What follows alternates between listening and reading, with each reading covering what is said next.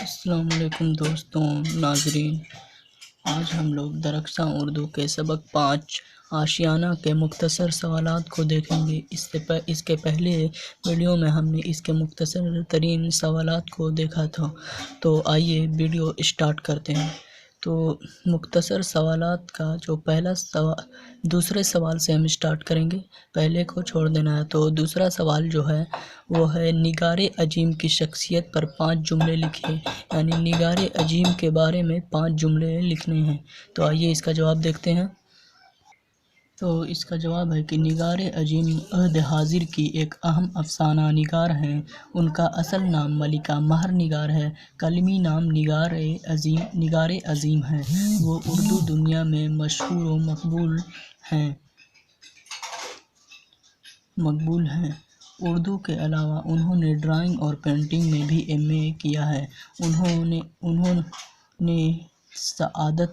نے سعادت حسین منٹو کی افسانہ نگاری کا تنقیدی جائزہ پیش کرکے جامعہ ملیہ اسلامیہ سے PhD کی ڈگری حاصل کی ہے۔ اس وقت خواتین افسانہ نگاروں میں ان کی خاص پہچان یوں بھی بنتی ہے کہ انہوں نے خواتین کے جذبات و محسوسات اور ان کے مسائل پر متعدد افسانے لکھے ہیں۔ جز و استحصال اور موجودہ معاشرے کی افسانوی سوچ صورتحال پر انہوں نے نہایت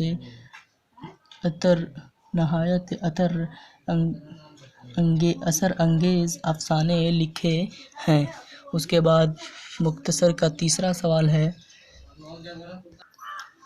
صنف افسانہ نگاری افسانہ پر 5 جملے لکھیے، یعنی کہ جو صنف افسانہ ہے اس کے بارے میں 5 جملے لکھنے ہیں کہ آخر افسانہ کہتے کس کو ہیں۔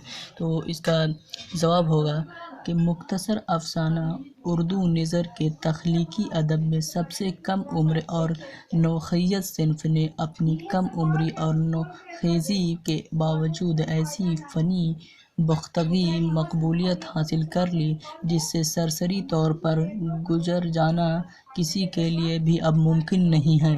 یہ صنف قدم قدم پر فکر و فن کا ایسا جلال و جمال پیش کرتی ہے جس سے ذہن کو نور اور دل کو سرور حاصل ہوتا ہے۔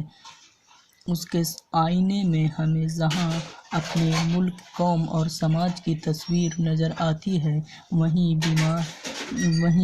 بیماری زندگی میں پیش آنے والی دشواریاں یا غم و الم اور مسرت شادمانی کی جھلکیاں بھی نظر آتی ہیں۔ کہا جاتا ہے کہ اردو میں مختصر افسانہ مغربی ادب کے زیر اثر میں آیا اور بہت کم عرصے میں اس نے اردو میں ایک اہم صنف کی حیثیت سے اپنی شناخت قائم کر لی اور عام لوگوں کے درمیان اسے خوب مقبولیت بھی حاصل ہوئی۔ اس کے بعد طویل کا پہلا سوال دیکھیں گے۔ تو طویل سوالات کا پہلا سوال ہے کہ سراج کی والدہ اپنے بیٹے کے گھر پر اکتاہٹ کیوں محسوس کرنے لگیں؟ تو آئیے اس کا جواب دیکھتے ہیں۔ تو اس کا جواب تھوڑا لمبا ہے تو آپ گھبرائیں نہیں۔ تو اس کا جواب ہے کہ سراج کی والدہ اپنے بیٹے کے گھر پر اکتاہٹ محسوس کرنے لگیں۔ اس سب سے بڑی وجہ ہے کہ مسلسل اکتا دینے والی یکسانیت انسانی فطری ہے۔ وہ ہر وقت کچھ نہ کچھ تبدیلی چاہتی ہے۔ برکت علی صدیقی ایک اعلیٰ عہدے پر فائز تھے اور مالی اعتبار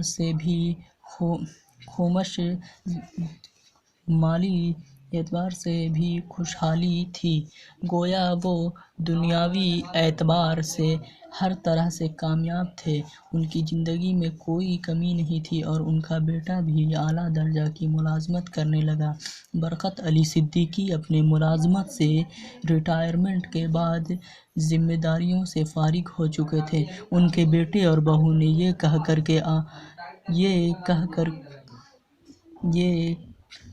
یہ کہہ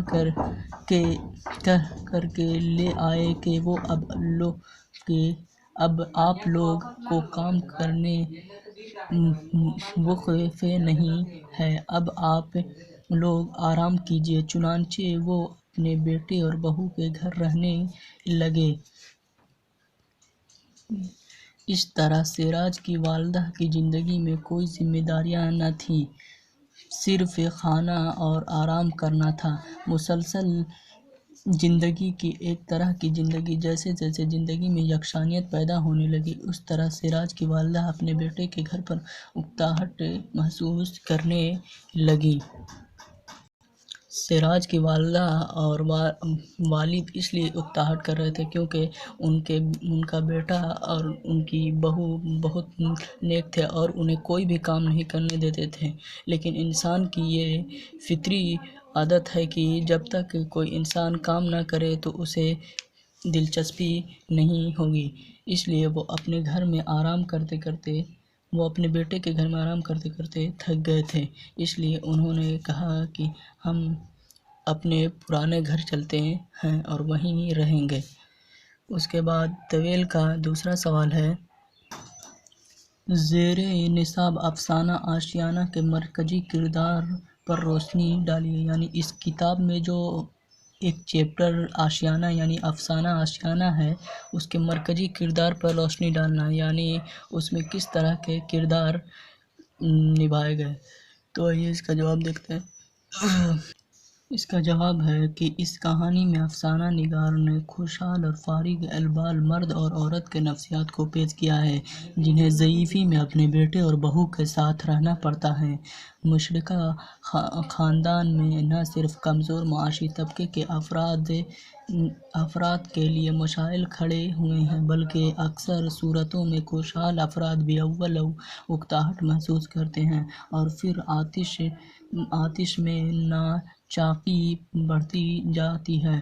برکت علی صدیقی اور ان کی بیگم کو جب اپنے بیٹے سراج اور بہو عرفانہ کے ساتھ رہنا پڑتا تو رفتہ رفتہ اچھے تعلقات میں درار پیدا ہونے لگی۔ افسانہ نگار نے اکتاہٹ اور یکسانیت سے پیدا ہونے والی خانگی اور انحصار کو کرداروں کی نفسیات کی روشنی میں بڑی خوبصورتی کے ساتھ پیدا کیا ہے۔ اس کے بعد ہم اس کے 5ویں کوسچن کو دیکھتے ہیں۔ تو 5واں کوسچن ہے کہ مندرجہ ذیل الفاظ کی جمع بنائیے۔ تو یہ کچھ الفاظ دیے ہیں جو کہ یہ واحد ہے اور ان کی جمع بنانی ہے۔ تو پہلا ہے ضد کی جمع اضداد، خدمات، موقع، مواقع، مسئلہ، مسائل، منزل، منازل۔